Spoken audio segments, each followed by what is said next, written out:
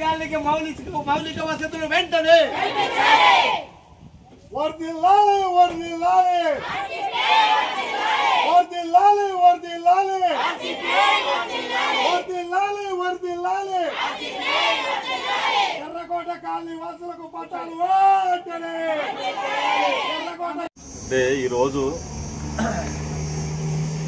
మనం చూస్తూ ఉన్నాం దేశవ్యాప్తంగా స్వతంత్రం వచ్చి దాదాపు 75 సంవత్సరాలు పైబడి అవుతున్నా కూడా ఇంకా నేటికి పేదవాడికి ఈ ప్రభుత్వం ఏదైతే ఉందో, ఈ రాజ్యం ఏదైతే ఉందో, వీళ్ళు నేటికి పేదవాడికి దక్కాల్సినటువంటి మౌలిక సదుపాయాలు కానీ హక్కులు కానీ ఏవి కూడా చేయట్లేదు. ఇది మనం చూస్తూనే ఉన్నాం. మొన్నటికి మొన్న మావోయిస్ట్ పార్టీ చూసాం, జాతీయ కార్యదర్శి నంబాల కేశవరావుని అతి క్రూరంగా అడవులో ఎన్కౌంటర్ చేశారు. ఇది మనందరికీ తెలిసిన విషయం. ఈరోజు నరేంద్ర మోడీ ప్రభుత్వం కానీ రాష్ట్ర ప్రభుత్వాలు కానీ ఏం చెప్తున్నాయి, కమ్యూనిస్టులు అలాగే లేదా నక్సలైట్లు వాళ్ళ అభివృద్ధికి ఆటంకం కలిగిస్తూ ఉన్నారు. ఈరోజు ఆదివాసీలకి మౌలికమైనటువంటి సదుపాయాలు కల్పించడానికి వాళ్ళు అడ్డుపడుతున్నారు, అందుకే మేము చంపేస్తున్నాం అని చెప్తా ఉన్నారు. మరి ఎక్కడో అడవుల్లో ఉన్న ఆదివాసీల గురించి మీరు చేస్తా ఉన్నారు. ఈరోజు మున్సిపల్ కదిరిపట్నంలో ఉన్నటువంటి ఒక టౌన్లో ఉన్నటువంటి ఒక పేదవాడు ఇళ్ళు వేసుకుంటే ఆ ఇంటికి నీకు రోడ్లు వేయొద్దని చెప్పి, డ్రైనేజీలు వేయొద్దని చెప్పి, కరెంట్ ఇవ్వద్దని చెప్పి, నీళ్లు ఇవ్వద్దని చెప్పి మీకు ఈరోజు ఎవరైనా అడుగుతా ఉన్నారా? ఈరోజు మేము ఇదే అడుగుతున్నాం, కమ్యూనిస్టులుగా మనం ఒకటే అడుగుతా ఉన్నాం, ప్రజలకు దక్కాల్సిన హక్కులు వాళ్ళకి కల్పించండి అని అడుగుతా ఉన్నాం. కానీ ఈరోజు నిజమైన ద్రోహులు ఎవరు? ఈరోజు అభివృద్ధికి నిజమైన ద్రోహులు ఎవర్రా అంటే ఈ రోజు ఉన్నటువంటి పాలకవర్గం, దానికి కొమ్ము కాస్తున్నటువంటి అధికార పక్షం మాత్రమే. అధికారులు మాత్రమే ఈరోజు కొంతమంది అధికారులు ఈరోజు నిజంగా ఈ దేశంలో జరుగుతున్న అభివృద్ధికి ఈరోజు నిజమైన ఆటంకంగా ఈరోజు మన సమాజంలో చూస్తా ఉన్నాం. రాష్ట్ర వ్యాప్తంగా మనకు అనేకమైనటువంటి కాలనీలు ఉన్నాయి. ఎండోమెంట్ భూములను ఆక్రమించుకున్నటువంటి కాలనీలు మనకు ఉన్నాయి. అలాగే దేవాదాయ ధర్మాదాయకు సంబంధించిన భూముల్లో ఆక్యుపై చేసి అక్కడ కాలనీలు కట్టుకున్నారు మన వాళ్ళు. అక్కడ రోడ్లు వేశారు, విద్యుత్ సౌకర్యం కల్పించారు, ఇవన్నీ చేశారు. మరి రాష్ట్ర వ్యాప్తంగా ఎక్కడా లేని సమస్య మరి కదిరిలో మాత్రమే ఉంది అంటే మనకు అర్థం కావట్లేదు. ఎందుకని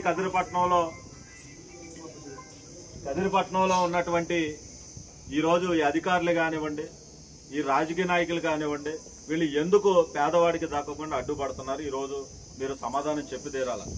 చంద్రబాబు నాయుడు అధికారంలోకి వచ్చిన తర్వాత ఒక మాట చెప్పాడు ఆయన, ఎవరైతే అప్పటికే ఆక్రమించుకుని పొజిషన్లో ఎవరైతే ఉన్నారో వాళ్ళందరికీ కూడా వాళ్ళ భూములు కబ్జాలు కాకుండా ఈరోజు ప్రభుత్వం పట్టాలు ఇస్తుందని చెప్పాడు ఆయన. ఏది ఈరోజు ఇళ్ల పట్టాలు గత 2 సంవత్సరాలుగా అడుగుతా ఉన్నాం. ఈరోజు చంద్రబాబు నాయుడు అధికారంలోకి వచ్చి సంవత్సరం అవుతా ఉంది. మేము ఒకటే హెచ్చరిక చేస్తా ఉన్నాం, ఈ ఎమ్మెల్యే ఎంతవరకు అడ్డుకుంటాడో మేము చూస్తాం. ప్రతి జిల్లాలో కూడా కలెక్టర్ కార్యాలయం వద్ద ఎమ్మెల్యే ఫోటో పెట్టి ఈరోజు దిష్టి బొమ్మను తగిలితే నిరసన తెలియజేస్తాం. అవసరం అనుకుంటే భారత విప్లవ కమ్యూనిస్ట్ పార్టీ ఆర్సీపీఐగా మనం సచివాలయాన్ని, విజయవాడలో ఉన్నటువంటి సచివాలయాన్ని కూడా అవసరమైతే ముట్టడి చేస్తాం, రోడ్డు ఎక్కుతాం, ఊరుకోం, వదిలేయం. ఈ ఎవరైతే జాప్యం చేస్తున్నారో ఈ అధికారుల మీద కూడా శిక్ష పడేటువంటి విధంగా ఈరోజు భారత విప్లవ కమ్యూనిస్ట్ పార్టీ ముందుకు వెళ్ళాలి. మనం ఒకటే చెప్తున్నాం మిత్రులారా, ఈ ప్రభుత్వ అధికారులు చెప్తారు, ఈ ప్రభుత్వం చెప్తాది మేము పేదల పక్షాన ఉన్నాం అని ఓట్లు అడుక్కుని ఓట్లు అయిన తర్వాత ఈరోజు మనల్ని వదిలేసే పరిస్థితి ఈరోజు మనం చూస్తూ ఉన్నాం. మనకు పోరాటం తప్ప వేరే మార్గం లేదు. ప్రతి పేదవాడు ఐక్యంగా పోరాడాలా, ఈ పాలక పక్షానికి వ్యతిరేకంగా పోరాడాలా. మన హక్కులు పోరాటంతో మాత్రమే సాధించుకోగలం అనేది ఈరోజు చరిత్ర చూస్తుంటే మనకు అర్థమవుతా ఉంది. మీరు ఎంతమందిని ఎన్కౌంటర్లు చేసినా, ఎంతమంది అరెస్టు చేసినా, ఎంతమంది అర్బన్ నక్సలైట్లని మీరు చెప్పినా ఈ ప్రజా ఉద్యమం మాత్రం పేదోడి ఆకలమంట ఉన్నంత వరకు కూడా ఏ విప్లవం కూడా ఆరిపోదు, మీరు ఆపేయలేరని చెప్పేసి సందర్భంగా తెలియజేసుకుంటూ, మరి ముందు ఆర్డీఓ గారిని చెప్పి ఏదైతే ఎంఆర్ఓ గత 2 సంవత్సరాలుగా ఆయన తిప్పించుకుంటూనే ఉన్నాడో ఆ విషయాన్ని ఒకసారి మాట్లాడి మరి తదుపరి కార్యాచరణ ఏంటనేది మనం భవిష్యత్తులో కూర్చుని మనం ముందుకు తీసుకెళ్లాలని చెప్పేసి సందర్భంగా కూడా తెలియజేసుకుంటాం.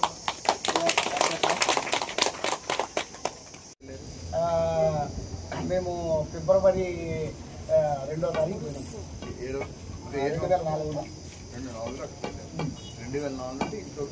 అక్కడ ఇల్లు కట్టుకున్నారు అంతే. ఇంకా ఇల్లు నిర్మించుకున్నారు, కొన్ని గుడిసెలు ఉన్నాయి.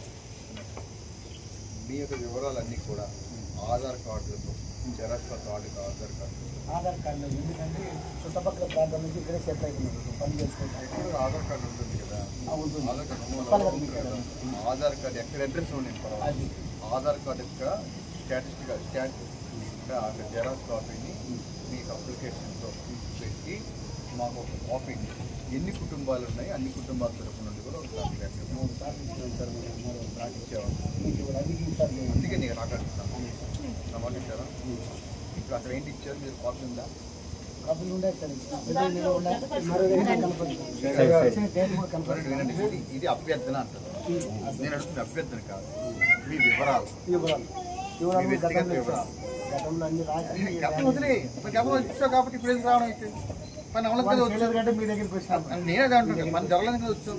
ఇప్పుడు నాకు పని జరగాలి అనుకున్నట్లయితే వినండి అదా, మీ వివరాలన్నింటి కూడా పై ఆఫీసర్ తెలియజేయాలంటే వాళ్ళు ఏమడుగుతారు? ఎంతమంది ఉన్నారు, వాళ్ళ పేర్లు ఏంటి, వాళ్ళ వివరాలు ఏమిటి, వాళ్ళ ఆధార్ నెంబర్లు ఏమిటి, వాళ్ళు ఎప్పటి నుండి ఉంటున్నారు, ఎన్ని కుటుంబాలు ఉంటున్నాయి, వాళ్ళ అరువులు అవునా కాదా, ఇలాంటి కొన్ని ప్రశ్నలు అడుగుతారు కదా ప్రభుత్వం. మీరు చెప్పండి, మేము వింటాం. నేను అడుగుతుంది సార్, మీరు చెప్పండి, మేము వింటాం కదా. అలాగే నేను విజయవాడలో ఉంటాను, స్టేట్ సెక్రటరీ. నేను అడిగి ఇప్పుడు వినండి, నేను అడ్డుగా పక్కన పెట్టాను, సిటిజన్గా మాట్లాడుతున్నాను. ఈ ప్రశ్నలు అడుగుతారు అక్కడ సిటిజన్ గా మాట్లాడుకుంటే మనం మాట్లాడుకోకూడదు. వినండి ఒకసారి. ఓకే, మీరు వదిలేండి మీరు మాట్లాడి నాకు మాట్లాడండి.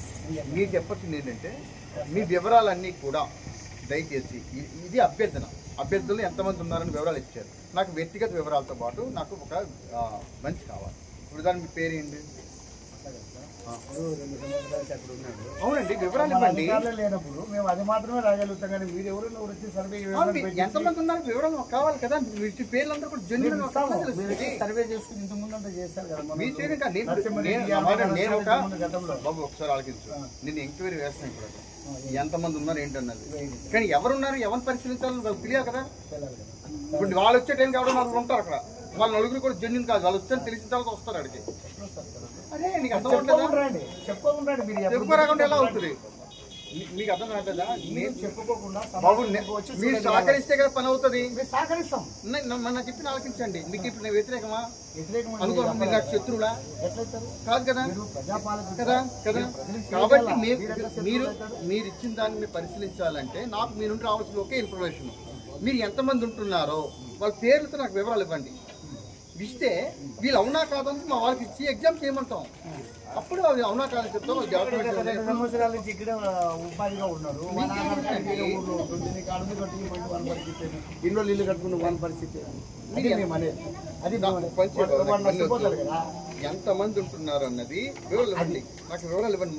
ఎంతమంది కావాలి ప్రాథమికంగా నాకు వివరాలు అయితే కావాలి. ఈ రాసిన ఏం చేస్తారు?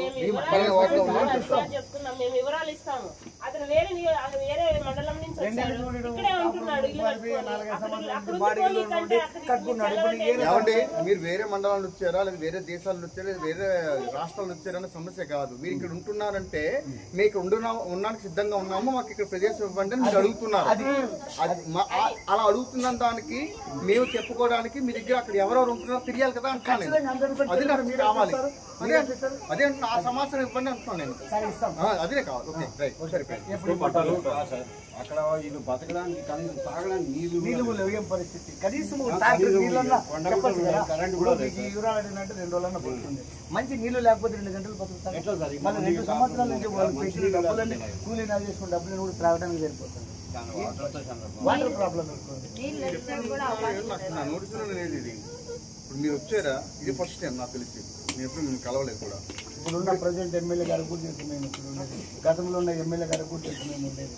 చెప్పుకుంటూ పోతే చాలా ఉంటుంది. ఇప్పుడున్న స్టాఫ్ ఇవన్నీ ఎందుకండి? ఇప్పుడు మీరు ఎంతమంది ఉంటున్నారు అనేసి మేము ఎన్నేళ్ళ నుంచి ఉన్నాము, ఇక్కడ నుండి మీ స్టాఫ్ కూడా ఇచ్చారు. మేము ఎన్నేళ్ళ నుంచి ఉన్నాము. అదేంటి అంటే ఎలా మీ అంతా ఎలా వచ్చారు సార్? కారణం ఏంటి అసలు? అంటే అక్కడ రావడం ఏంటి పునరావాసమా లేకపోతే